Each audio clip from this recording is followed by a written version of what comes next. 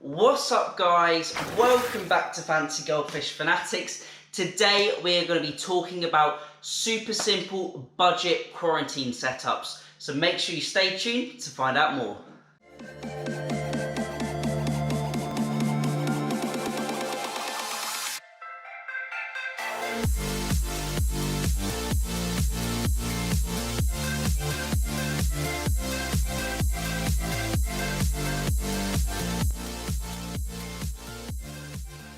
Hey Fanatics family, welcome back. As always, check out those links in the description and make sure you have joined our Facebook group.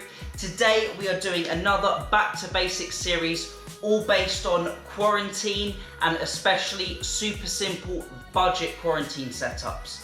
Now, a lot of you may have quarantine setups, but there is a large majority of goldfish keepers and fish keepers who do not keep quarantine setups or who do not quarantine their fish, and these can be for a multitude of reasons. Personally, I haven't actually had a quarantine tank until the last sort of 15 to 18 months, as I didn't really believe in it and I didn't see the necessity to it. But especially once you have built up larger, expensive, high value collections of fish, it is definitely worth taking that extra precaution for a little monetary value. Basically, we can set up these tanks super cheap, super easy, and a lot of people don't set them up because of the cost, because of the space, or the extra hassle and extra maintenance, but they can be so easy to do. And in this video I'm going to tell you exactly how you can do that. So first of all, for a quarantine tank for our fancy goldfish, dependent on the number of fish you're quarantining, generally when people buy new fish, they buy 1, 2 or 3 fancy goldfish. They don't buy sort of 8, 10 at a time. I know some hobbyists do, but generally for the most cause, I'm trying to do a generalized video that will target the majority of goldfish keepers. I know there will be different scenarios where this quarantine setup might not quite work, but in general terms, I want to just do that general video where it will target most hobbyists and most users. So first of all, it is best to have as large a quarantine tank as possible, but for this super simple budget series, we're going to be going with a small tank somewhere in the region of 80 to 100 litres. 60 litres is okay, but preferably an 80 to 100 litre aquarium, just like this one right here, would be ideal for 1 to 3 fancy goldfish. Now, they're not going to be in there very long, maybe 3 to 6 weeks, something like that, dependent on if there's any problems or if there's not. So around 100 litre tank, something just like this would be absolutely perfect. You can generally pick up these tanks on eBay, Gumtree or Facebook Marketplace super cheap for 5, 10, 15, 20 quid, something like that. Absolutely perfect. If you don't want to use a glass tank, you can use something like this, which is a large plastic storage box, mainly used for like clothes or just to put things away, maybe cushions, etc. And these do absolutely great job. Just make sure they are fish safe, so they are safe plastic, they are not going to leach anything into the water, and they will do absolutely fine. You can pick them up from hardware stores or maybe online, Amazon, etc. like that, and normally they're around 15, 20, 25 quid, something like that for a large storage box. So that's our tank sorted out. The next thing we need to speak about is filtration. Now, you could really go ham on this. You could put a really big canister filter on it, but as we are doing a budget, super simple quarantine tank, we're going to be going with sponge filters. A sponge filter just like this is absolutely perfect. Ideally, we would like 2 sponge filters, so we want 1 in each corner. I'll just get this one out of the box. I haven't actually used this one. So you can see there is just a sort of weight on the bottom to hold the sponge filter in place. We've got this large sponge which is perfect for beneficial bacteria to live on, and it also will remove any debris and detritus from the water.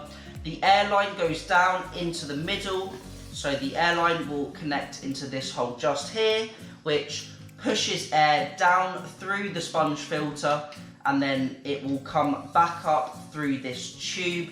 And what that does, it creates a sort of vacuum a sort of flow within the middle of the sponge filter, which sucks all the waste into the sponge, and these are so easy to clean. Simply remove from the tank, pop the top off, take your sponge off like this, and just rinse out in some aquarium water in a bucket or in a bowl, and then we can place that straight back onto the weight, and then place the top on like that, back into the tank. Super easy. One in each corner of the tank or a storage tub will be absolutely perfect.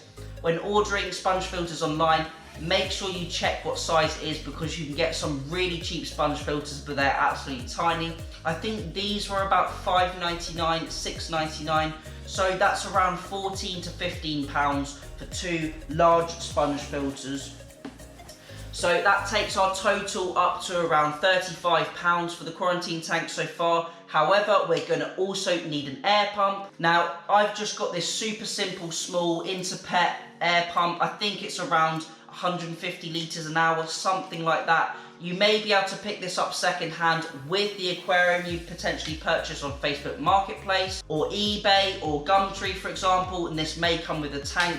Lots of the time people are getting rid of tanks with lots of gravel ornaments, air pumps, filters, etc. So you can always be sure to get a bargain on one of those sites. You can then use a splitter with a couple of meters of airline hose, and a pump for around this size, brand new, you're looking at about 15 to 20 pounds. So that is going to bring our total up to around 50 quid for this quarantine tank. And that's really all you're going to need. The best advice I would say is keep your sponge filters within your aquarium at all times. So when you impulse buy those fish, like most hobbyists, you can bring your fish home, you can take water from your cycled mature tank, add some fresh water so it is diluted of any pollutants or organics, dechlorinated, and then take your 2 sponge filters out of your tank into your new glass tank or your storage box, and within 15 to 20 minutes you've got an instantly cycled, instantly set up quarantine tank. Now, once you've got your quarantine tank set up, you want to make sure it is kept away from your main display. There is no equipment cross-contamination. Potentially these new fish will have parasites or issues, so you want to make sure that isn't transferred to your main tank, as this is a quarantine procedure.